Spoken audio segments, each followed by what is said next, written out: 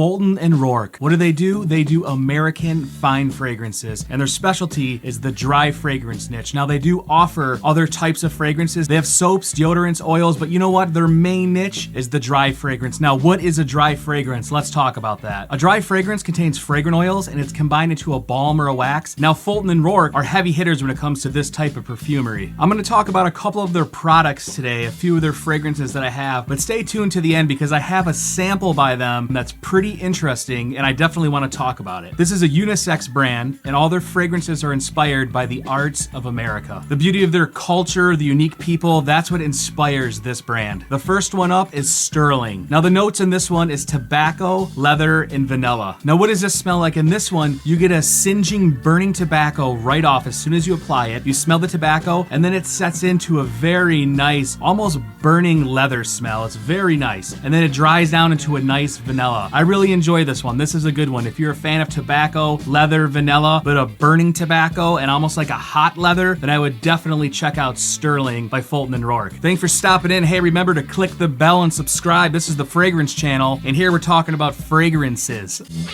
Now, the next one I have here is Palmetto by them, and this one to me just sounded good. I like the name Palmetto. Now, in this one we have cedarwood, magnolia, and Brazilian pepper. Off the first initial blast of this one, as soon as I applied this one to my skin, my first thought, the first thing that I smelled was a citronella note. Now, I don't know if it's in there 100%, but you definitely get a little bit of a citronella vibe. Now, it didn't last long, so if you don't like citronella, I wouldn't let that turn you off, but you definitely smell it faintly at first, and then it turns into a really nice palmetto or orange type smell. This is a really good one. It's very citrusy, it's very smooth, there's a little bit of woods in here, it's a little spicy, but not too spicy. Now let's talk about their packaging. The packaging is really nice. You know, each one of these comes wrapped. I really like the font and the label of this. It just kind of slides right off, and their logos on there, the F&R, Fulton and Roark. These are actually really heavy, almost like a brushed metal, and the cap kind of just slides over like this. Now, if you're not familiar with dry fragrances, here's how you use them. You take your finger and you kind of put it in the wax and you smooth it around and kind of warm it up, and then you apply it on your skin. You apply it on your wrists, neck, behind the ears, wherever you want, honestly. But I want to talk a little bit about the pros and cons of a dry fragrance. Who is a dry fragrance for? Well, dry fragrances to me are for someone who wants something a little bit more minimalistic as far as the projection. These are generally more of a skin scent, which means you apply it and they smell really good, but they don't project crazily. The longevity on these are really good. You can easily smell this on your skin for 6+ hours. I would say the first couple hours they project really well, but then you have a pretty sharp slope where it turns right into a skin scent. Now, if you're somebody that doesn't like strong performing fragrances and you don't want to offend people, or maybe you work in an office or professional environment, I would say that these are absolutely perfect for you to check out. You apply it and let it sit, and it smells really nice. Now, the good thing about the sizes of these is you can take it with you easily. You can put this in a pocket if you want, and honestly, your body heat will keep it warm, so you can just dab in your finger and reapply all throughout the day. The ingredients in here are very high quality. Now, they're sourced all over the world in a very safely manner. I did some research, I read up on it. So if you're worried about something like that, or you're worried about synthetics, I don't think there's any in here. So you're definitely safe checking this out. Once again, if you don't want something that's overbearing, I would say dry fragrances are the way for you to go. I'm gonna put a link down below right to their website so you can go there, check everything out. They do offer a sample set where it comes with all of their fragrances. You can sample them, and honestly, that's a great way to check something out instead of spending money on one in case you might not like it. But you get the sample set, you have all of them, and then order from there. Now, I mentioned I have something important to talk about, and this is what it is. I do have a spray sample from them, and this one is called Cali Ocho. Now, I don't know if I'm pronouncing that right, but that's how it reads, Cali Ocho. Now, the notes in this one sounded amazing to me. It's rum, tobacco, and sandalwood. When I sprayed this on me, there was a fragrance that came to mind instantly. And you know what that fragrance was? That fragrance was none other than Kilian's Angel Share. This fragrance, Cali Ocho, smells almost 95% like Angel Share. This probably will be in a dry fragrance, so it might not have the projection of Angel Share, but I would definitely check this out. If you're a fan of Angel Share, or just the notes, the rum, the tobacco, then this is a fantastic fragrance to check out. I'm actually excited. I'm gonna check out a few more of their fragrances